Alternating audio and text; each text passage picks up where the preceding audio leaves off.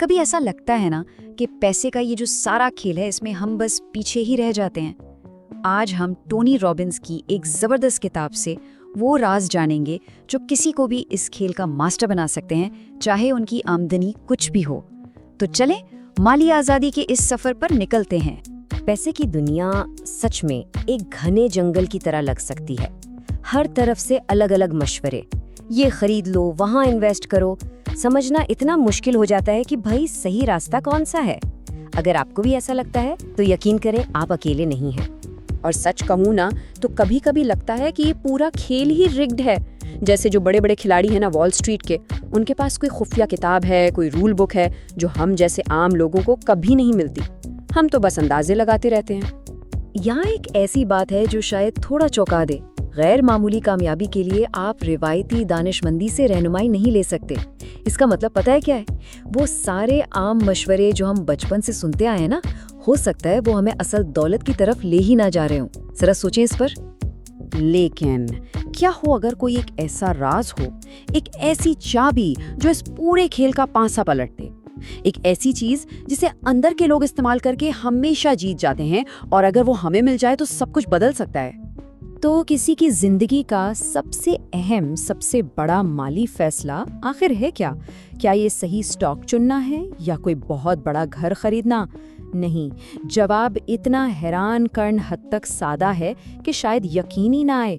تو جواب کا پہلا حصہ یہ ہے، بس یہ فیصلہ کرنا کہ آپ اپنی کمائی کا ایک خاص حصہ، چاہے وہ کتنا ہی چھوٹا کیوں نہ ہو، اپنے لیے رکھیں گے۔ بس کوئی راکٹ سائنس نہیں ہے، صرف ایک سادہ سا ارادہ، اور یہ وہ طاقت ہے جو ہم سب کے پاس ہے۔ اور پھر یہاں سے اصل جادو شروع ہوتا ہے، اس بچت کو کمپاؤنڈ ہونے دینا۔ یہ سچ میں کائنات کی سب سے طاقتور چیزوں میں سے ایک ہے۔ یہ بالکل خاموشی سے بیک گراؤنڈ میں اپنا کام کرتی رہتی ہے، اور دیکھتے ہی دیکھتے آپ کے چھوٹے سے بیج کو ایک بہت بڑے مضبوط درخت میں بدل دیتی ہے۔ تو یہ کمپاؤنڈنگ آخر ہے کیا؟ بہت سادہ ہے۔ یہ وہ عمل ہے جہاں آپ کی انویسٹمنٹ پر جو منافع ملتا ہے نا، وہ خود بھی منافع کمانا شروع کر دیتا ہے۔ یہ بالکل ایک برف کے گولے کی طرح ہے جو پہاڑ سے نیچے آتے ہوئے بڑا اور بڑا اور بڑا ہوتا چلا جاتا ہے۔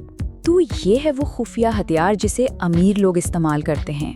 لیکن صرف راز جان لینا کافی نہیں ہوتا ہے نا، اسے استعمال کرنے کے لیے ایک نقشے کی، ایک پورے پلان کی ضرورت ہوتی ہے، اور وہ پلان موجود ہے۔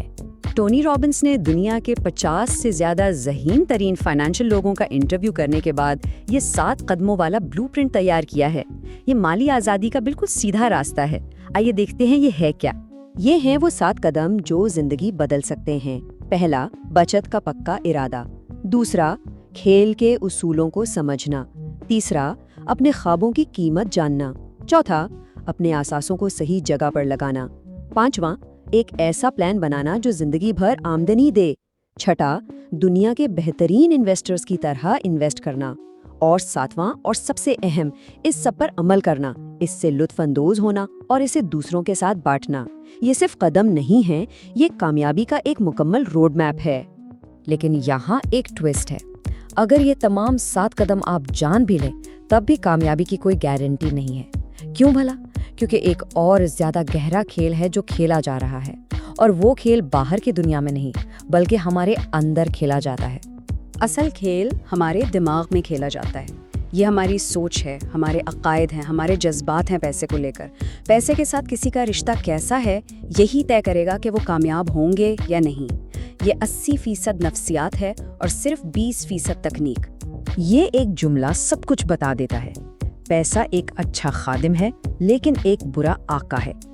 ایک لمحے کے لیے اس پر سوچیں۔ کیا آپ اپنے پیسے کو حکم دے رہے ہیں کہ وہ آپ کے لیے کیا کرے، یا کیا پیسے کی فکر آپ کو کنٹرول کر رہی ہے؟ ذرا 2 بالکل الگ لیکن سچی کہانیوں پر غور کریں۔ ایک طرف تھے ایڈولف مرکل، ارب پتی تھے، سب کچھ تھا ان کے پاس، لیکن جب ان کی دولت صرف تھوڑی سی کم ہوئی تو وہ اتنے مایوس ہو گئے کہ انہوں نے اپنی جان لے لی۔ پیسہ ان کا آقا بن گیا تھا۔ اور پھر دوسری طرف ہے چک فینی، یہ بھی ارب پتی تھے، لیکن انہوں نے کیا کیا، اپنی پوری یعنی $8 ارب کی دولت چپکے سے دان کر دی۔ اور جانتے ہیں کیا کہتے ہیں کہ یہ ان کی زندگی کا سب سے خوشی والا کام تھا. انہوں نے پیسوں کو اپنا غلام بنایا. تو بات بالکل صاف ہے نا؟ مقصد صرف بینک اکاؤنٹ میں زیادہ صفر جمع کرنا نہیں ہے. اصل مقصد ایک بھرپور زندگی گزارنا ہے. ایسی زندگی جہاں مالی سکون ہو لیکن اس سے بھی زیادہ ذہنی سکون، خوشی اور ایک مقصد کا احساس ہو. اور یہ ہمیں کتاب کے سب سے طاقتور اور آخری راز کی طرف لاتا ہے. آخر دولت کا اصل مقصد کیا ہے؟ ہم یہ سب کر ہی کیوں رہے ہیں؟ اور آخری فلسفہ یہ ہے، جینے کا راز دینے میں ہے. واہ، اس کے بارے میں سوچیں. حقیقی اور کبھی نہ ختم ہونے والی خوشی صرف چیزیں جمع کرنے سے نہیں ملتی، بلکہ دوسروں کی زندگیوں میں کچھ اچھا کرنے سے ملتی ہے. جب ہم دیتے ہیں تب ہم خود کو سب سے زیادہ امیر محسوس کرتے ہیں. تو آخر میں یہ ایک سوال ہے جس پر غور کرنا ہے. اگر پیسہ صرف ایک اوزار ہے، ایک طاقت ہے، تو اس سے کیا تعمیر کیا جائے گا؟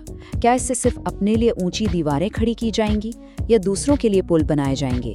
یہ ایک ایسا سوال ہے جس کا تعلق صرف جیب سے نہیں بلکہ ہماری روح سے ہے.